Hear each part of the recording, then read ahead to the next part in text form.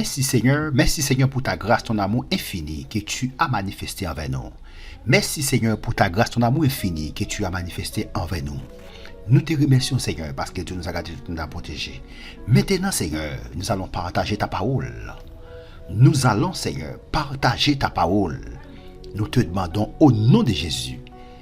Nous te demandons au nom de Jésus d'éclairer notre esprit. Nous te demandons Seigneur au nom de Jésus d'illuminer notre esprit Seigneur, notre intelligence, afin que nous puissions parler pour toi Seigneur. Nous te remercions, non en vertu de nos mérites, mais au nom de Jésus ton Fils qui vit au siècle des siècles. Amen. Vous qui avez, n'est-ce pas, m'aider à partager la parole de Dieu, nous vous remercions pour ce grand travail. Vous qui avez abordé à ma chaîne YouTube, Dieu va continuer à vous bénir. Vous qui n'avez pas encore abonné à ma chaîne YouTube, je vous encourage maintenant à vous abonner à ma chaîne YouTube pour recevoir, n'est-ce pas, une nouvelle étude chaque semaine. Le lundi et le mercredi, nous étudions les doctrines bibliques. Le vendredi et le dimanche, nous étudions, n'est-ce pas, nous avons, n'est-ce pas, une étude sur le livre des Proverbes. Le mardi et le jeudi, nous avons des lectures sur le livre des Proverbes. Et le samedi et le dimanche, venez adorer et louer avec nous. Aujourd'hui, nous avons un nouveau sujet qui est l'œuvre de Jésus-Christ au ciel. Nous avons déjà étudié, n'est-ce pas, l'œuvre de Jésus-Christ sur la terre. Donc aujourd'hui, nous allons étudier ensemble l'œuvre de Jésus-Christ au ciel. Béni soit l'Éternel. Comme nous l'avons vu dans l'étude 32, Jésus a accompli une œuvre en mourant pour nous, pas pour lui. Il est mort pour nous. Il n'est pas mort pour lui. Il est mort pour nous. Nous qui méritons, n'est-ce pas, qui avons mérité la mort, Jésus est mort à notre place. Mais il n'est pas resté dans la mort. Ok? Jésus était mort, hein? Mais il n'est pas resté dans la mort. Les 4 évangiles témoignent de sa résurrection. C'est-à-dire Matthieu, Marc, Luc, Jean témoignent de sa résurrection. Acte 2, verset 32 nous rapporte que de nombreux disciples ont vu Jésus vivant après sa crucifixion. Ce Jésus, Dieu l'a ressuscité, c'est-à-dire mon Dieu Papa l'a ressuscité. Nous en sommes tous témoins. Qu'est-il advenu de lui après sa résurrection? Qui ça le devenu, n'est-ce pas? Après résurrection, qui ça le devenu? La question, pourquoi Jésus devait-il ressusciter? Ça, c'est la grande question. Pour qui ça Jésus était Dieu ressuscité? Pourquoi? Pour quelle raison? Pour quelle raison Jésus devait-il ressusciter? La Bible va répondre à cette question. Pourquoi Jésus devait-il ressusciter? Lisons ensemble 1 Corinthiens 15, verset 17 jusqu'au verset 22. 1 Corinthiens 15, verset 17 jusqu'au verset 22. Pour répondre à cette question, pourquoi Jésus devait-il ressusciter? 1 Corinthiens 15, verset 17 jusqu'au verset 22. 1 Corinthiens 15, verset 17. Nous lisons ainsi. Et si Christ n'est pas ressuscité, votre foi est vaine. Béni soit l'Éternel. Ça, c'était la parole de l'apôtre Paul. Et si Christ n'est pas ressuscité, votre foi est vaine. Ressuscité, votre foi est vaine. Vous êtes encore dans vos péchés. Verset 17. L'apôtre Paul dit que si Christ n'est pas ressuscité, ça passe. La foi, non. Son bail qui est vaine. Et sous qui ça la foi nous a basé? Sur rien. Si Christ n'est pas ressuscité, ok? Si Christ n'est pas ressuscité, qu'est-ce qui s'est passé? Votre foi est vaine. Vous êtes encore dans vos péchés.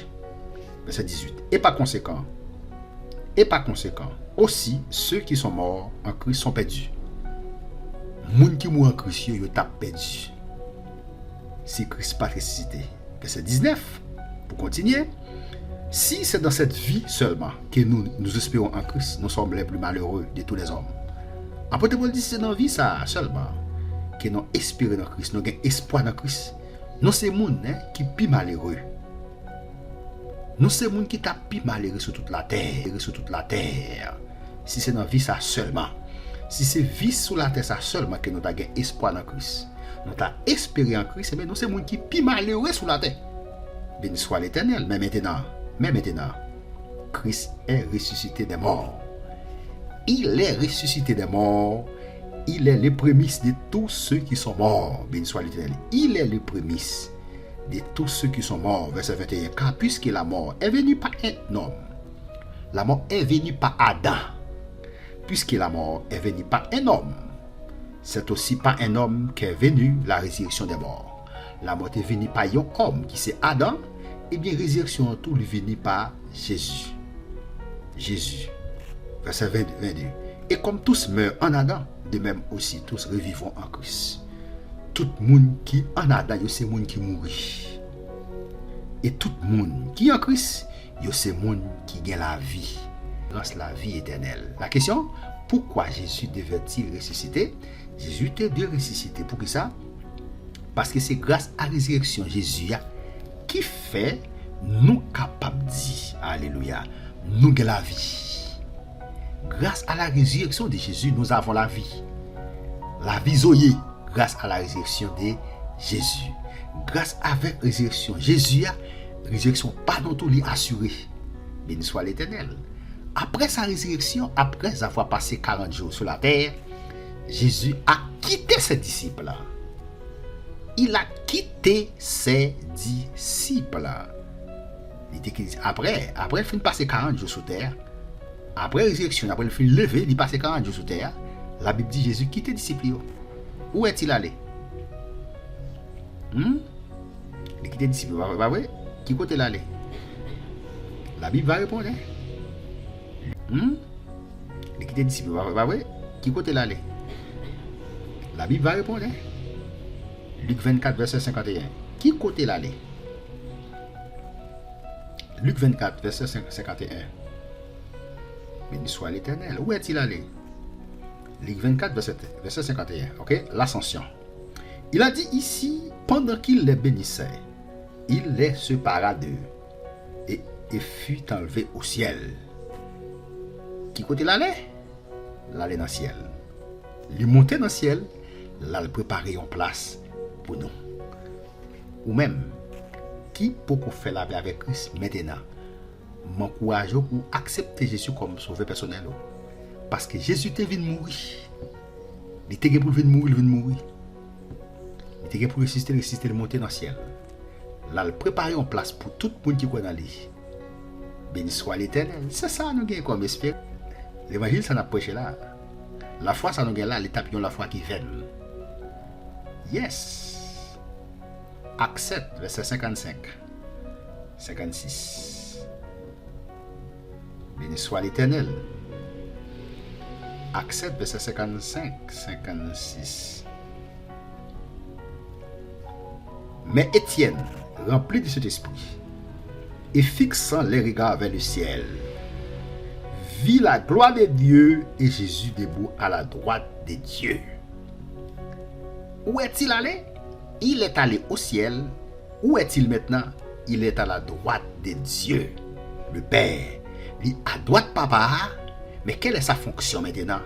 Il est en train d'intercéder pour moi, pour vous, pour tous ceux qui croient en Jésus. Pour tous ceux qui croient en lui. Il est en train d'intercéder pour nous. Il y a d'autres papas, ça l'a fait? L'a intercédé pour nous.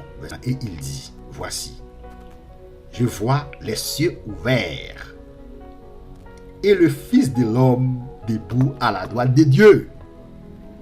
Le Fils de l'homme, Jésus, n'est-ce pas, est le Fils de l'homme.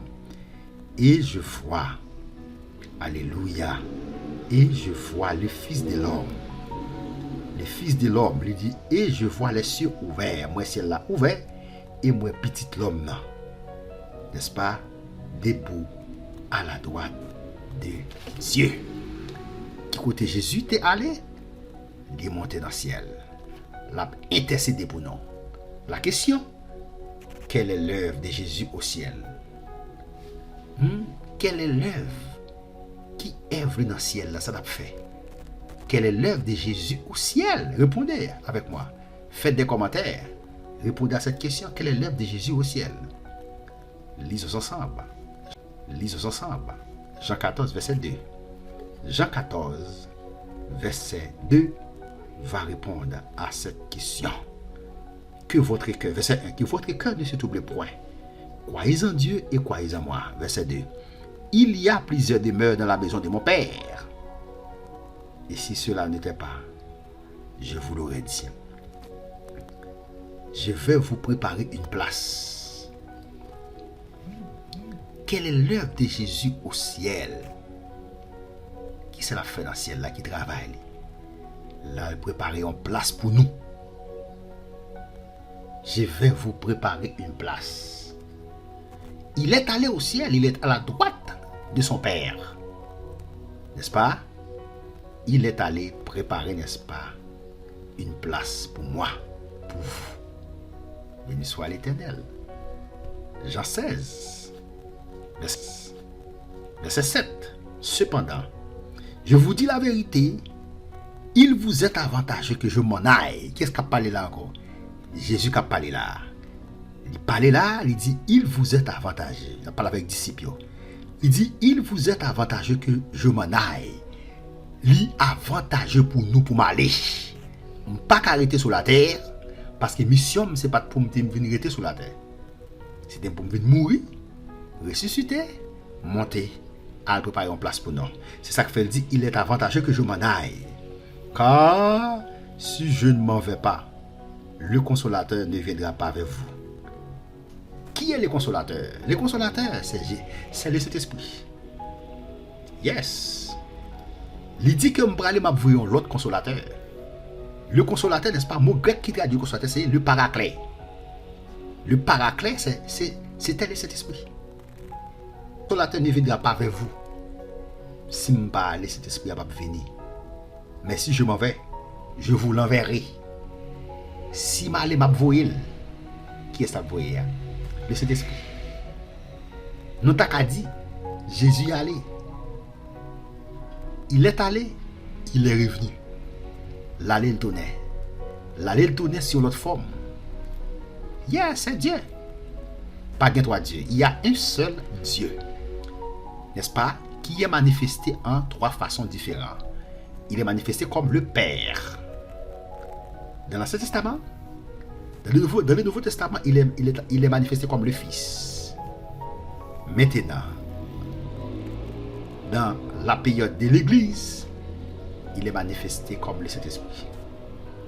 Nous t'avons dit, l'aller, l'ivini.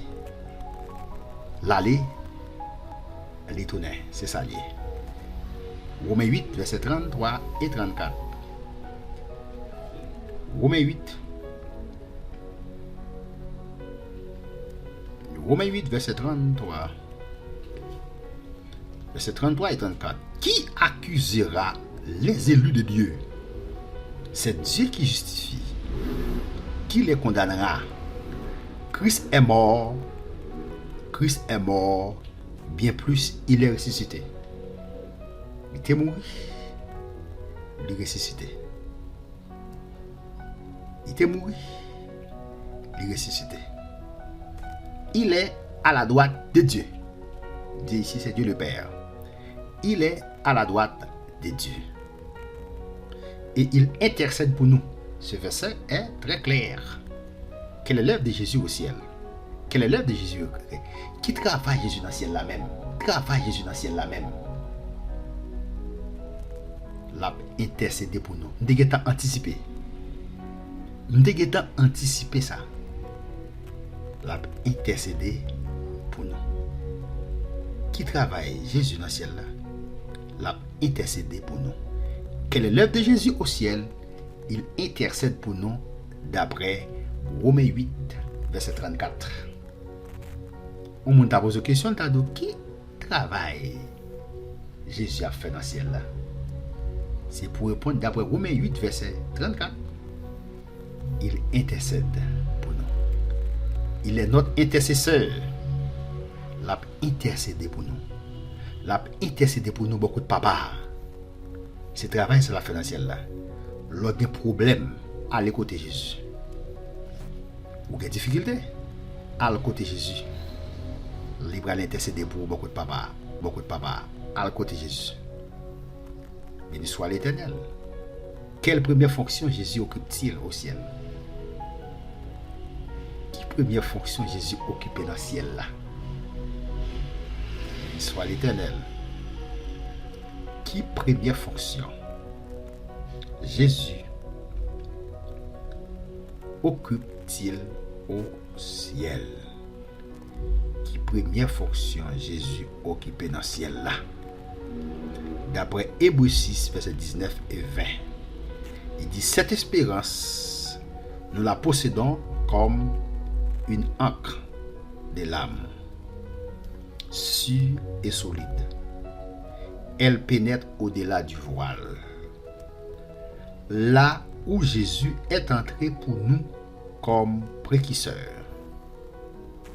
L'aller comme précurseur, ça veut dire l'aller en avant. Il est entré pour nous comme précurseur, ayant été fait souverain sacrificateur. Pour toujours. Quelle première fonction Jésus occupe-t-il au ciel? Il explique là: souverain sacrificateur pour toujours, selon l'ordre de Melchisédek. Quelle première fonction Jésus occupe-t-il au ciel? Le texte est bel et bien clair: souverain sacrificateur. Il est le souverain sacrificateur. Le souverain sacrificateur de l'Ancien Testament avait une fonction semblable dans les lieux très saints. Ok? Nous avons les sacrificateurs et les souverains sacrificateurs. Le souverain sacrificateur a pour fonction dans l'Ancien Testament pour entrer dans les lieux très saints. Les sacrificateurs ont une fonction pour entrer dans les lieux saints. Ouais, les souverains sacrificateurs de l'Ancien Testament avaient une fonction semblable dans les lieux très saints. Au-delà du voile, il s'y rendait le jour des expiations afin que le péché du peuple soit pardonné. Quelles sont les différences entre le service du souverain sacrificateur et celui de Jésus? Quelles sont les différences entre le service du souverain sacrificateur et celui de Jésus? Regardons ensemble Hébreux 9, verset 24-26. Hébreux 9, verset 24-26 va répondre à cette question. Car Christ n'est pas entré dans un sanctuaire fait de main d'homme, en imitant du véritable, mais il est entré dans le ciel même. Il n'est pas entré dans le temple qui était fait avec mes mounes. Ok? Mais il est entré dans le ciel même. Il est entré dans le ciel là même, afin de comparaître maintenant pour nous devant la face de Dieu. Pour le capable paraître devant Papa pour nous. À chaque fois nos péchés, nous faisons des choses qui pas bon. Christ paraît devant Papa pour nous, pour intercéder pour nous. Verset 25. Ce n'est pas pour s'offrir lui-même plusieurs fois. Il paraît devant Papa, ce n'est pas pour l'offrir tête, pour l'offrir tête plusieurs fois qu'il est entré. Comme le souverain sacrificateur entre chaque année dans le sanctuaire avec du sang étranger. Souverain sacrificateur, il était entré dans le temple une fois par année. Mais Jésus, comme le souverain sacrificateur, il est entré une fois pour toutes. Grâce à sa mort et sa résurrection, il est entré une fois pour toutes. Béni soit l'Éternel. Autrement, verset 26, il aurait fallu qu'il y eût souffert plusieurs fois depuis la création du monde. Tandis que maintenant, à la fin des siècles, il a paru une seule fois pour abolir les péchés par son sacrifice. Il paraît une seule fois pour être capable d'abolir les péchés par sacrifice. Pour être capable de mourir sur la croix, pour être capable de sauver l'humanité. Peut-être ça, ou même cap suivre étude ça, qui peut faire la paix avec Christ. Nous encourageons qu'on y a besoin de faire ça. Parce que sang de Jésus lui suffit pour sauver tout le monde qui croit. Même le monde qui est plus méchant, lui sauver. Il suffit pour boire la vie éternelle. Le sang de Christ est suffisant, n'est-ce pas, pour vous donner la vie éternelle. Béni soit l'Éternel. Quelle est la seconde fonction de Jésus au ciel? On regarde. Quelle est la seconde fonction de Jésus au ciel? Il y a une seconde fonction dans celle-là qui.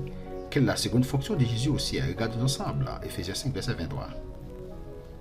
Éphésiens 5, verset 23. Quelle est la seconde fonction de Jésus au ciel? Le texte a dit ici, car le mari est le chef de la femme, comme Christ est le chef de l'Église, qui est son corps et dont il est le sauveur. Éphésiens 5, verset 23, il dit, parce que Marie a ses chefs femmes, tant que Christ est chef, l'Église là, qui se colle et qu'il est sauveur. C'est Christ qui mourit. Il s'est tête là, il s'est Christ, c'est chef de l'église là. L'église là qui se colle. L'église, elle est corps de Christ. Et il s'est sauveur. Waouh, il s'est sauveur. 1 Corinthiens 15, verset 25. 1 Corinthiens 15, verset 25. Ils ensemble. Car il faut qu'il règne jusqu'à ce qu'il ait mis tous ses ennemis sous ses pieds. Faut qu'il règne jusqu'à ce qu'il mette tout ennemi en bas pied. Quelle est la seconde fonction de Jésus au ciel? Roi. Il est roi. Il faut qu'il règne aussi jusqu'à ce qu'il mette tous ses ennemis sous ses pieds. Roi. Mes petits enfants, je vous écris ceci afin que vous ne péchiez point. Ma pékin baï ça c'est pour ne pas pécher. Petite moi c'est pour ne pas pécher. Si quelqu'un a péché, nous avons un avocat auprès du Père. Jésus-Christ le juste. 1 Jean 2 verset 1. N'est-ce pas? Nous avons un avocat auprès du Père, Jésus-Christ le juste. Quelle est la seconde fonction de Jésus au ciel? Il a pour fonction comme avocat. La plaider pour nous. Béni soit l'Éternel. Il a pour fonction comme avocat, la plaider pour nous. C'est pour bon Dieu bénir nous. Ou même qui peut faire la paix avec Christ, nous encourageons pour nous. Accepter Jésus pour gagner la vie. Ou même qui a accepté Jésus déjà, arrêtez là. Pactez l'évangile. Partagez études ça sur les réseaux sociaux. Faites commentaire. Si vous pouvez abonner, nous encourageons à abonner avec chaîne noire chaque semaine pour recevoir une nouvelle étude. Parce que mission, non, objectif, non, c'est pour nous partager l'évangile. C'est pour nous faire connaître le message de Jésus-Christ. C'est pour nous annoncer l'évangile, c'est pour nous partager l'évangile. Nous prenons l'initiative pour nous faire ça jusqu'à ce qu'il ne pas exister encore sur la terre. Que Dieu vous bénisse, que Dieu vous garde, que Dieu vous protège. À la prochaine pour une prochaine vidéo. Amen. C'était votre serviteur, Jean-Christelle Pétion, qui était en train de partager avec vous la parole de Dieu. Que Dieu vous bénisse, que Dieu vous garde encore. À la prochaine.